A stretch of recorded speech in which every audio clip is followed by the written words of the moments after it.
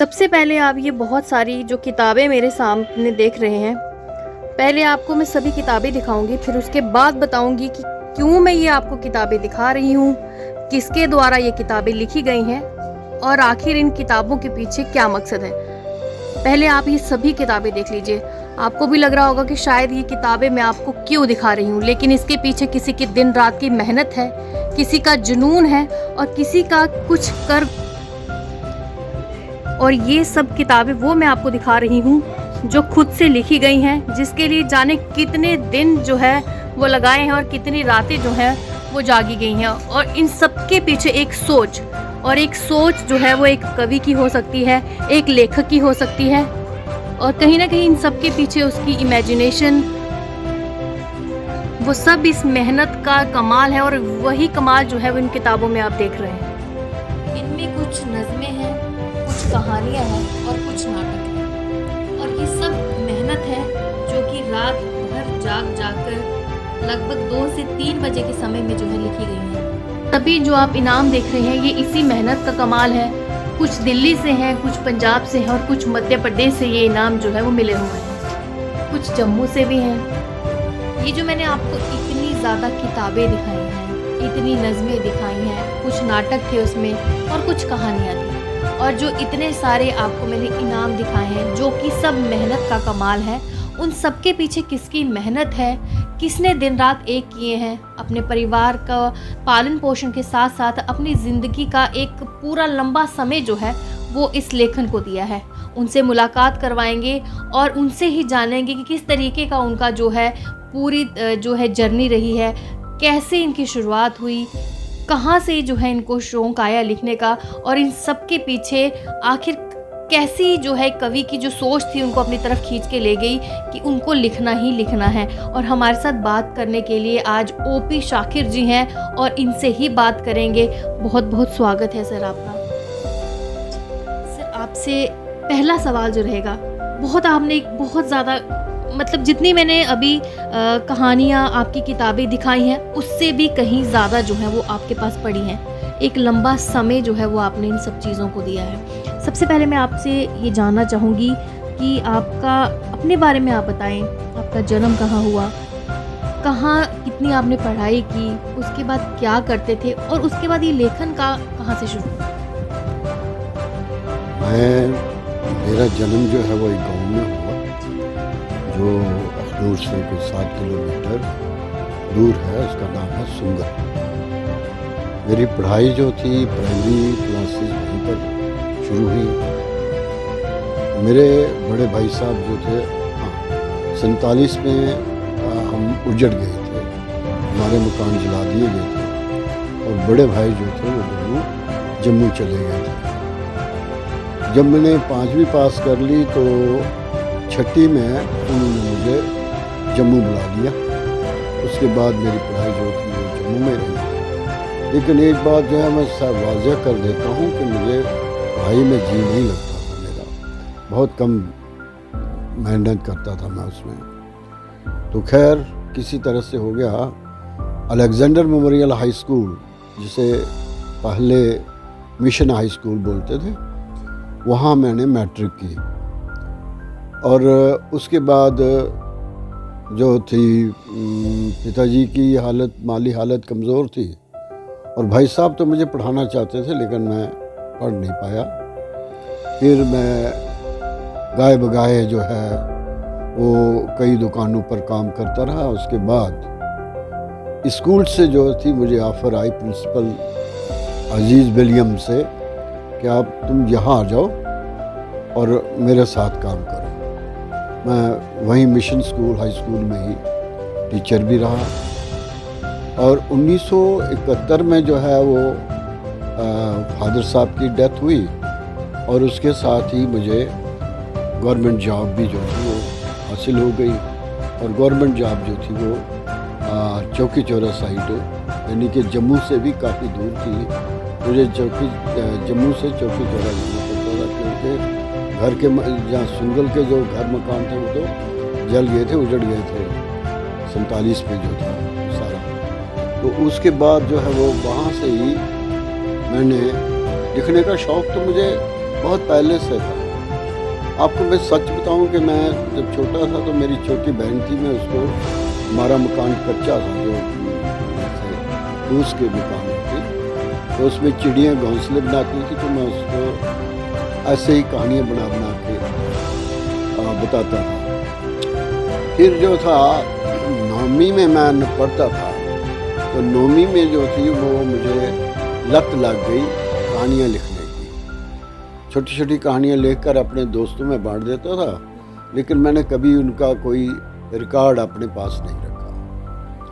1968 में drama competition था are laboratory में।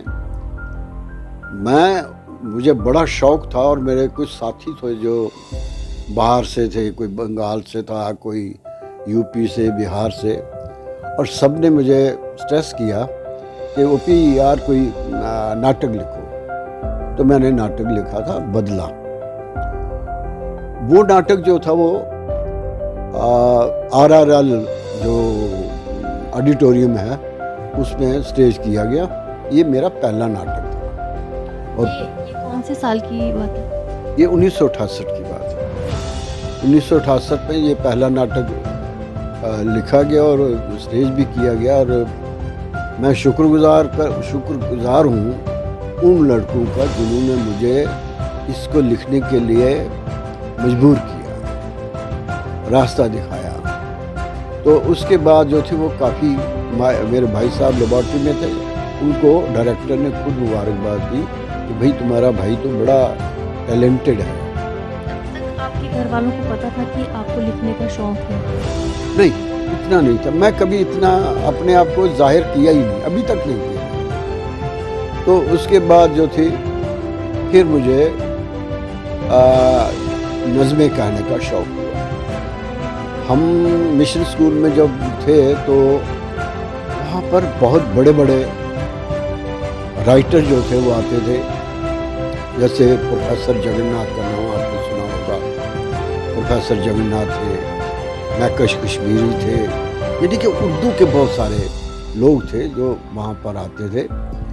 और अभी तक मुझे शायरी जो थी वो करता था, लेकिन मुझे बहर वज़न का पता नहीं था। ये उर्दू गज़ल जो है ये बहर वज़न के बगैर अधूरी है ही नहीं।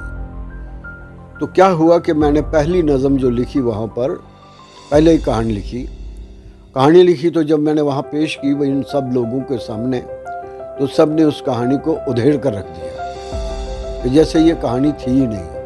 मैं परेशान हुआ। मेरी एक टीचर थी जो संतोष कौल, जिसने मुझे कहा भाई साहब घबराने की ज़रूरत नहीं है, आप और लिखो, लेकिन इनको रास्ते पर लाना है आपने। खैर मैंने एक के बाद कई कहानियाँ लिखी, लेकिन उसके साथ जो थी पहली नज़म जो मैंने लिखी, नज़म जिसे बोलते हैं, वो इस तरह सी,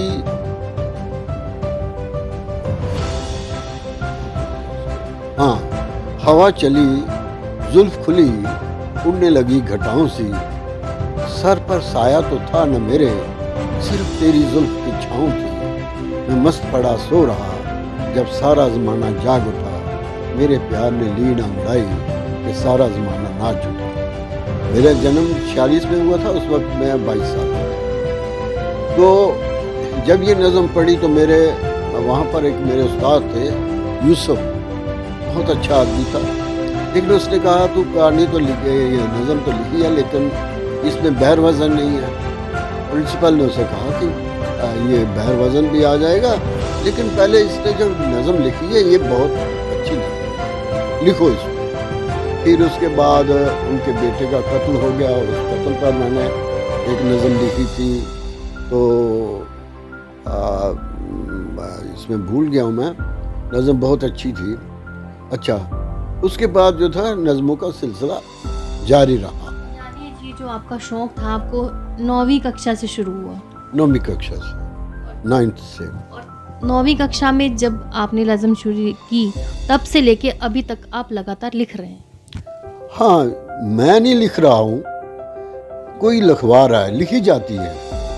यानी कि आदमी के अंदर, आप तो जानते हैं कि आदमी के अंदर खुद कोई कुव्वत नहीं होती, जो कुव्वत देता है वही खुदा ही देता है, वो सब कुछ वही करता है। तो नज़में जो थी, मैंने कई नज़में मेरी वेस्ट भी हो गई, मैंने ध्यान नहीं दिया।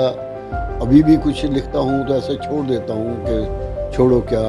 अभी आज जो हुआ कि आया है नया साल दोस्तों सलाम करो, आया है नया साल दोस्तों सलाम करो, होगा नया ख्याल, होगा नया रुतबा, दोस्तों सलाम करो। तो अभी उस पे डायरी में मैंने लिखी, फिर छोड़ दिया उसको।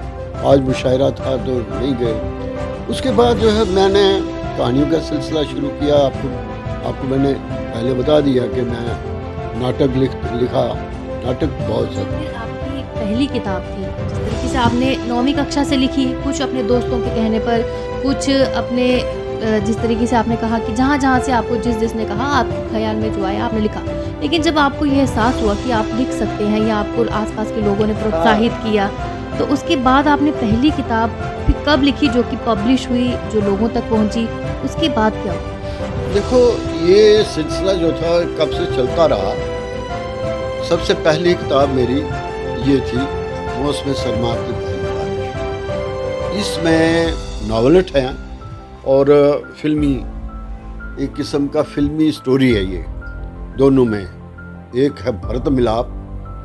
भरत मिलाप में ये दिखाया गया है कि 47 से पहले जो औरतों की हालत थी वो क्या थी और आम आदमी की हालत क्या थी, उनके साथ कैसा सलूक किया जाता था, फिर लोगों ने आज़ादी कैसे हासिल की, ये उसमें सारा है। उसमें एक आदमी है भोलू जो हीरो है और उसकी बहन है अन्ना। ये दोनों जो हैं ये बाद में उसमें मुलव्वस होते हैं, लोगों को जागृति पैदा करते हैं कि देश जो है वो बड़ा है, हम कुछ भी नहीं है। तो उसमें जो था उसने काफ़ी, इसमें स्टोरी में जो है वो दिया गया है भरत मिलाप में। तो जब आपने पहली किताब लिखी, अब किताब के अगर देखा जाए तो पन्ने लगभग 300 के करीब पन्ने इसके रहते हैं जी। और 300 पन्ने लिखने के लिए उतने शब्द होने चाहिए। क्या समय था जब आप ये किताब लिखते थे? कैसी आपकी सोच रहती थी जब आप ये किताब, क्योंकि हम आम इंसान हैं, क्योंकि हम ये नहीं समझ सकते हैं, क्योंकि ये समझने के लिए एक जो शायर, एक कवि जो नज़म लिख सकता है, उसको एक समय पता है कि कब उसके दिमाग में ये बातें, अल्फाज कब उसके दिमाग में आते हैं। कितना समय लगा था आपको पहली किताब में? देखो, एक बात मैं मुतफिक नहीं हूँ, आम आदमी कुछ नहीं होता ये कहना गलत है। आम आदमी बड़ा होता है, वो हर लिहाज से बड़ा होता है, क्योंकि वही लोग दूसरों को बड़ा बनाता है। अगर आप नहीं आते तो मैं कौन? आपने ही मुझे आकर के इंट्रोड्यूस करवाया। तो ये जो लिखा गया, ये मेरी आदत थी, आज भी मुझे 2 बजे नींद खुल जाती है और 2 से 6 तक जो है मैं लिखता रहा।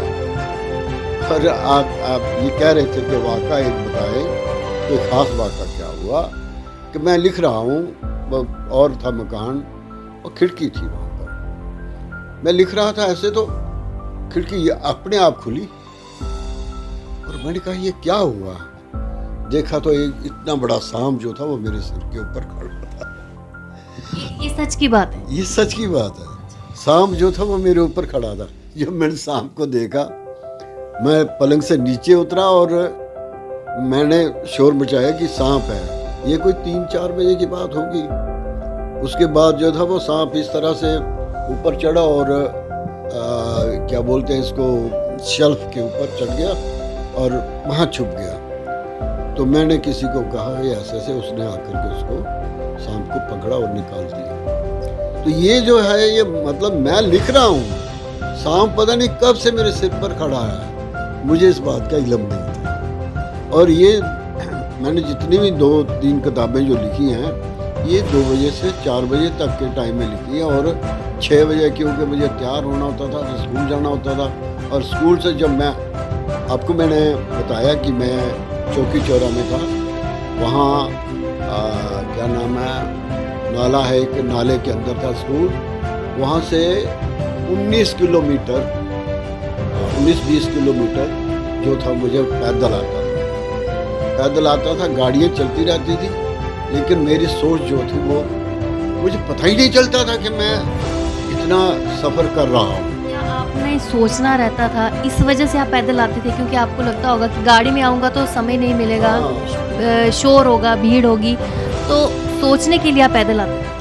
यही मैं मतलब ना, इसीलिए ठीक आपने ठीक कहा कि मैं सोच के लिए, यानी कि मेरे अंदर जो था वो एक तख़य्युल खड़ा हो जाए, और उस तख़य्युल के मुताबिक जो भी मैं जब भी मतलब ये सोचता था, तो जो आकर के बाकी घर में बहुत सारे काम होते हैं, वो काम करने के बाद रात को 2 बजे मैं जब घर वाले सो जाते थे, शोर शराबा नहीं होता था, तब मैं लिखना शुरू कर देता था और 6 बजे तक लिखता था, उसके बाद अपना काम करता था।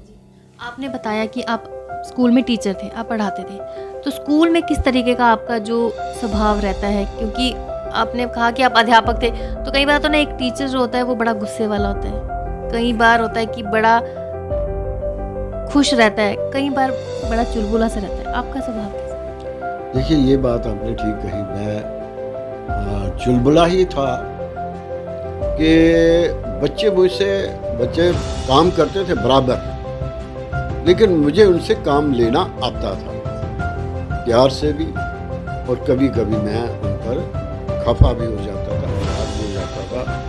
और अभी तो कई लोग कहते हैं कि आप डस्टर से मारते थे हमको भी।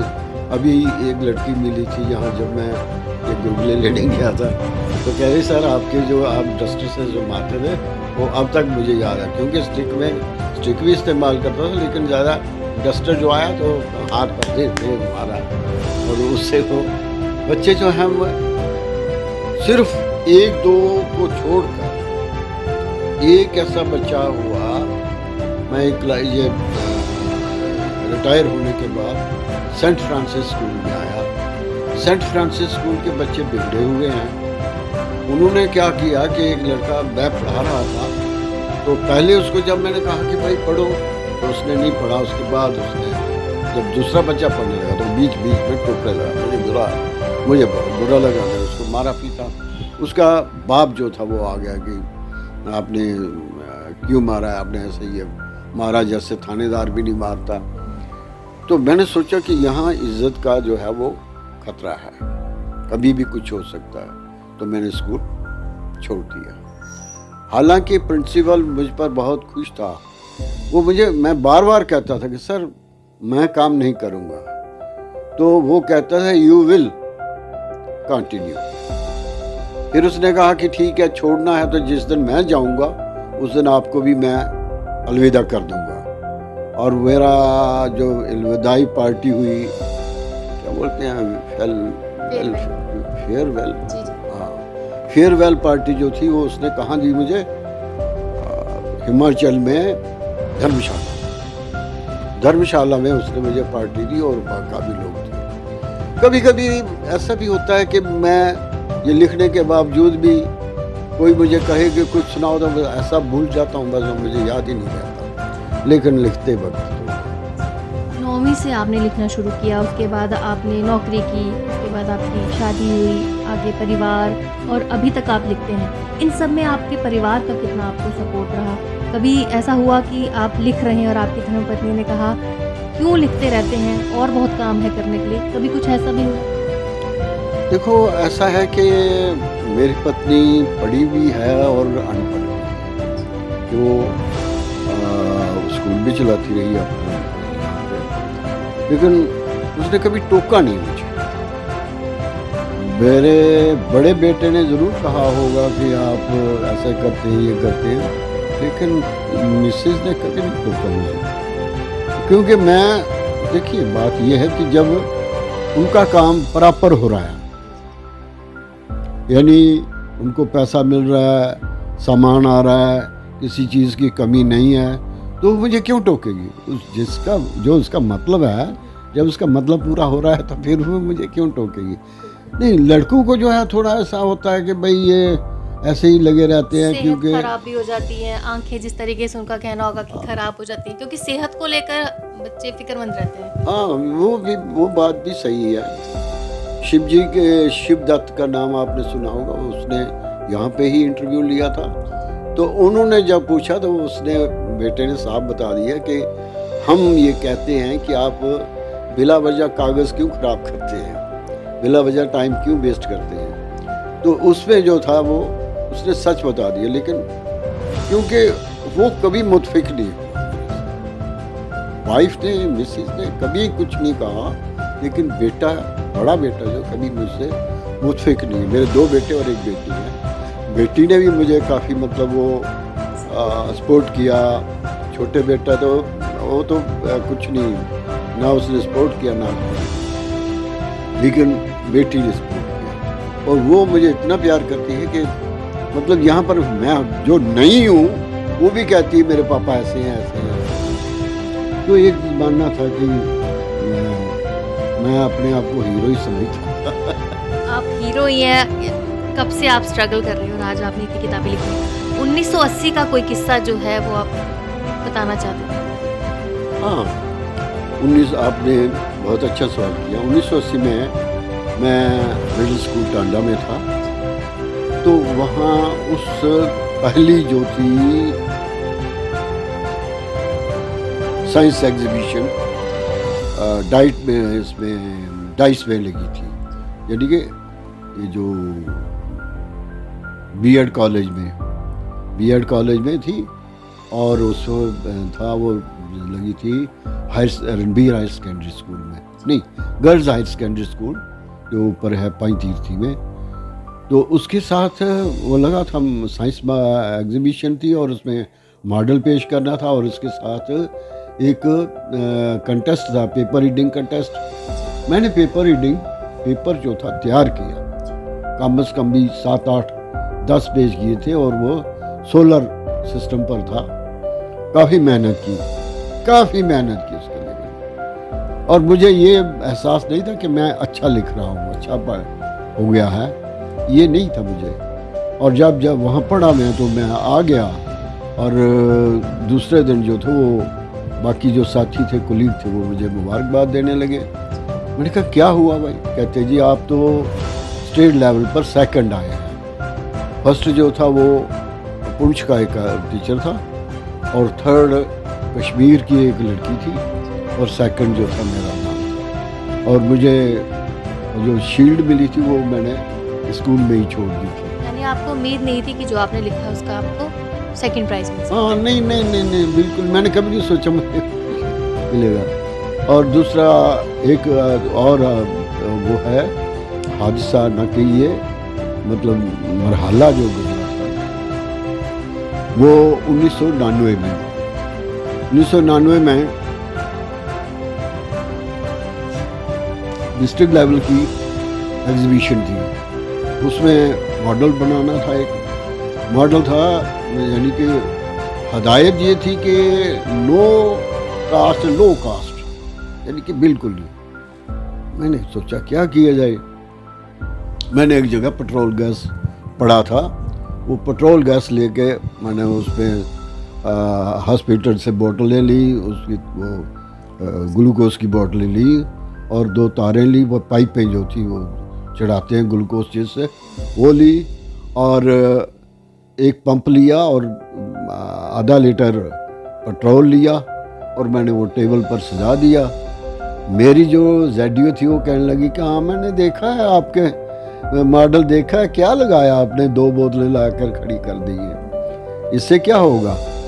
मैं चुप रहा। मैंने कहा अब इसका काम है बोलना, बोलने दो। और जब वो उसका मतलब निरीक्षण होता है, जो मतलब एग्जाम करते हैं जजेस लोग, तो जब वहाँ पर प्राइज़ डिस्ट्रीब्यूशन था, तो मेरे स्कूल का नाम पहले लिया गया कि वो स्कूल के हैं, उनका फर्स्ट प्राइज़ है। तब वो मैडम मेरे पास आई, कहती कि मुबारक है आपको, मैं आपके साथ फ़ोटो देना चाहती हूँ। मैंने कहा ठीक है, मेरी खुशकिस्मती है। तो ये बात हुई।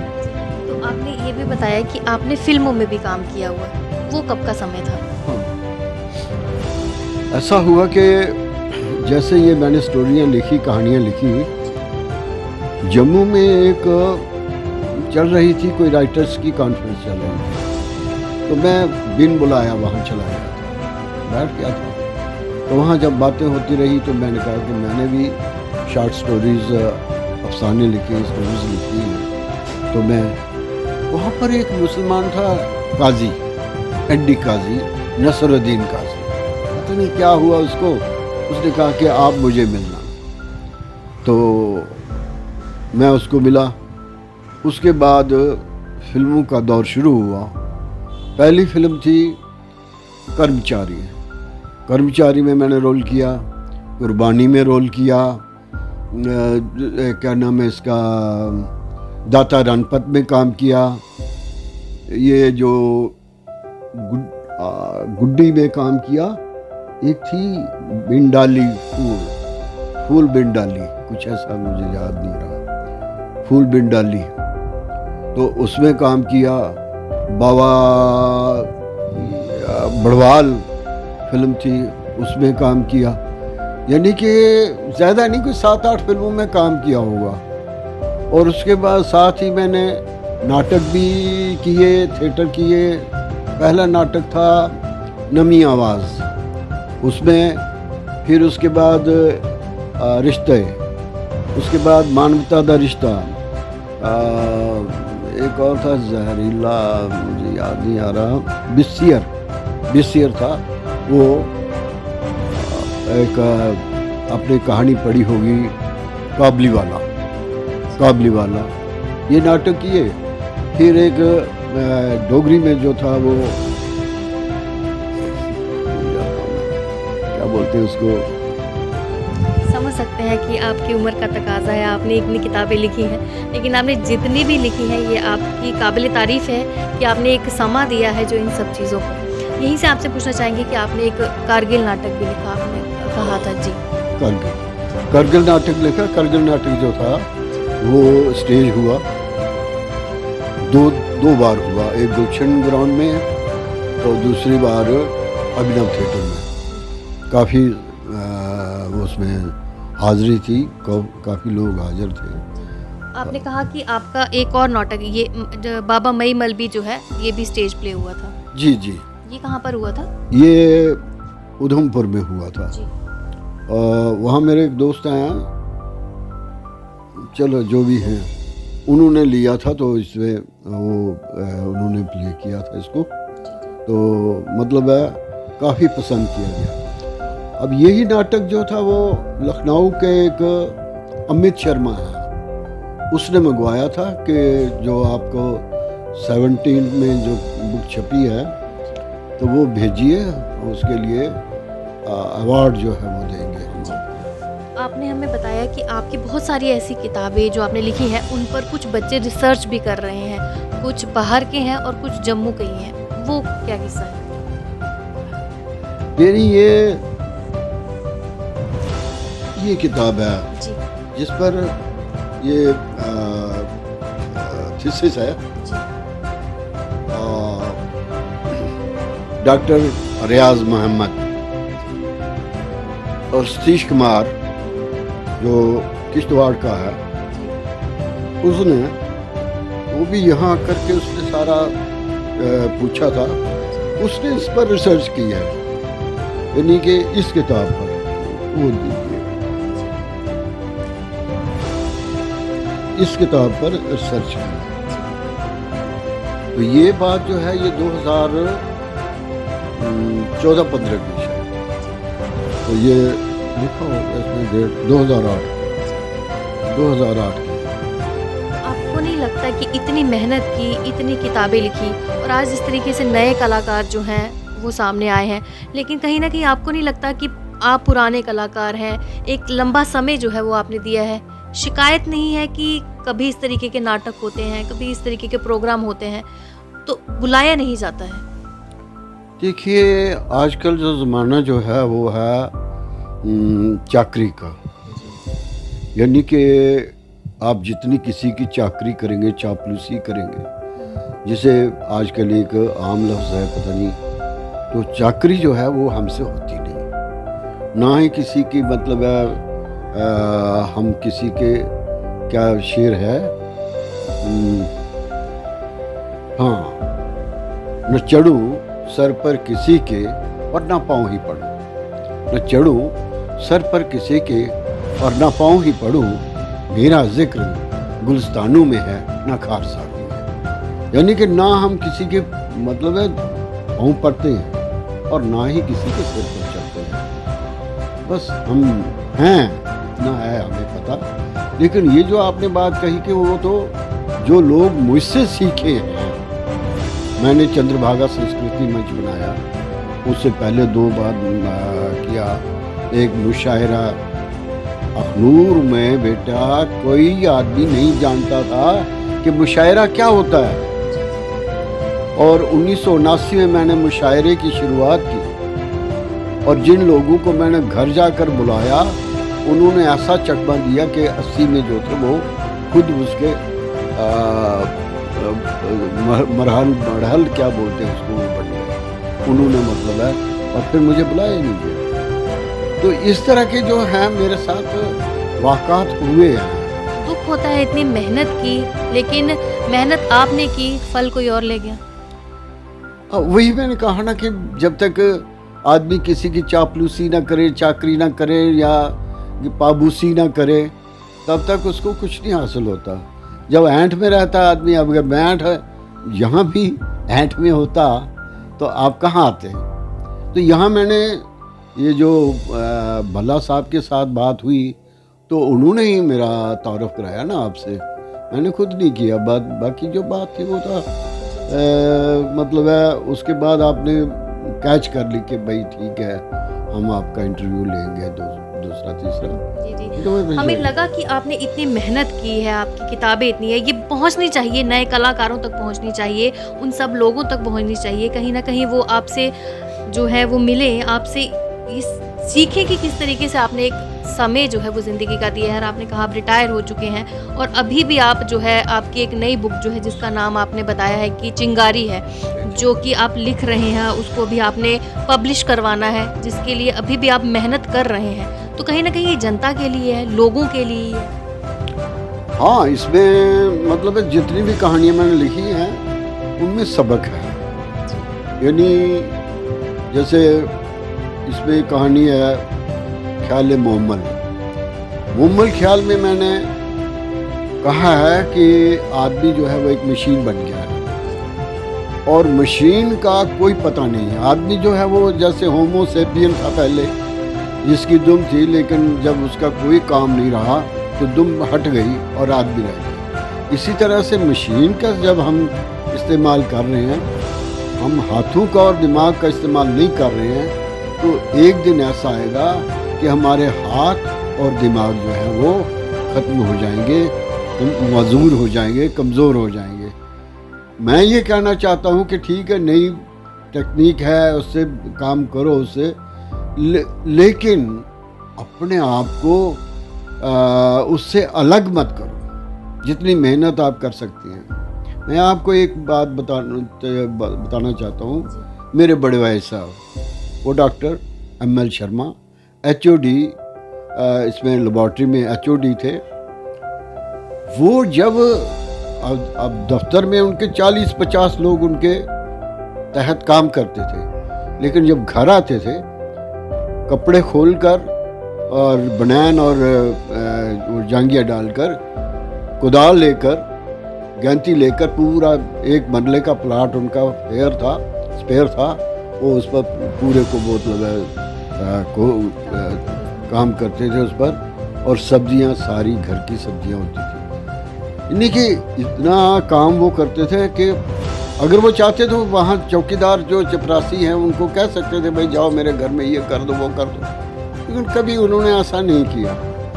तो इसमें जो है वो आदमी का काम जो है वो बोलता है जो उसने किया है।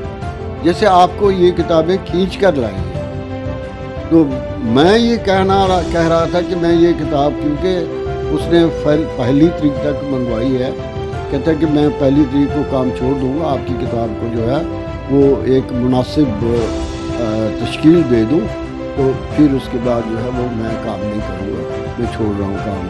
तो अब इसलिए मुझे जल्दी थी, मैंने इसलिए आपसे ये इंतज़ार की थी कि भाई आप अगर लेना चाहते हैं इंटरव्यू तो आइए, तकलीफ कीजिए। तो बहुत आपका बहुत बहुत शुक्रिया। जी नहीं, आपने जो मेहनत की है ये सब तक पहुंचनी चाहिए, बच्चों तक पहुंचनी चाहिए कि बैठकर लिखना भी एक काम है। ज़रूरी नहीं है कि काम वही है जो हम कभी बाहर जाके ही करते हैं, हालांकि वो भी काम है, लेकिन ये काम अपने आप में ही जो है, आप अंदर बैठे हैं काम कर रहे हैं, लेकिन आपकी जो पहचान है, आपकी जो सोच है, वो दूर दूर तक जो है वो पहुंच चुकी है इस टाइम लोगों तक। और जिस तरीके से आप किताबें लिखते जा रहे हैं, हम आपको यही जो है विशेष देंगे कि आप और भी लिखते रहे, क्योंकि कहीं ना कहीं आपका जो समय है और आपका एक जो इनके साथ संबंध है वो काफ़ी गहरा बन चुका है। अगर आप नहीं लिखें तो कहीं ना कहीं आपको लगता होगा कि कुछ अधूरापन जो है। बिल्कुल बिल्कुल नहीं, ऐसा होता है कि जब आप लिखना शुरू करते हैं फिर आपको चैन नहीं मिलता। चैन क्यों नहीं मिलता?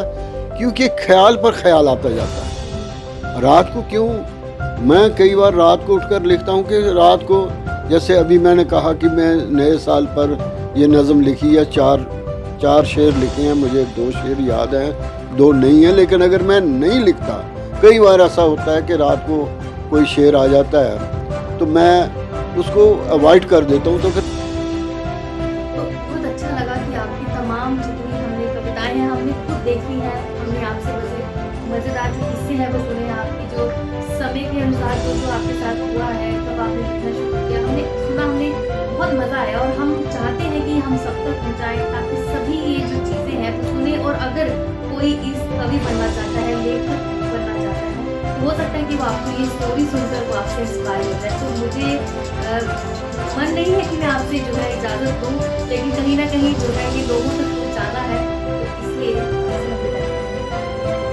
बहुत बहुत शुक्रिया। जैसा इंटरव्यू आज हुआ है वो काफ़ी, लेकिन जैसा इंटरव्यू आपने लिया है, मेरे मन के अंदर से आपने बातें खींच कर निकाली। हालांकि मुझे आदत भूल जाने की है, भूल जाता हूँ, लफ्ज़ पर भूल जाता हूँ, लेकिन आपने उसको इतना खींच के निकाला है कि मेरे अंदर की आवाज़ जो है वो आपने कही है और सुनी है। इसके लिए मैं आपका शुक्रगुजार हूँ, बहुत बहुत शुक्रगुजार हूँ आप दोनों का। आप दोनों ने काफ़ी मेहनत की है और मेरा आपको आशीर्वाद है कि आप जो हैं दिन दुगनी और रात चुगनी। बस इसी आशीर्वाद के लिए शायद हमारा ये काम है, और इसी आशीर्वाद के लिए जो है हमारा इंटरव्यू भी इसके साथ जो है सफल हो गया। तो आशीर्वाद मिल गया, इससे बेहतर और कुछ नहीं है। इंटरव्यू तो हम बहुत करते हैं और लेते रहते हैं, लेकिन शायद हमें इससे पहले भी किसी ने आशीर्वाद जो है नहीं दिया है। तो फिलहाल मुझे दीजिए अब इजाज़त।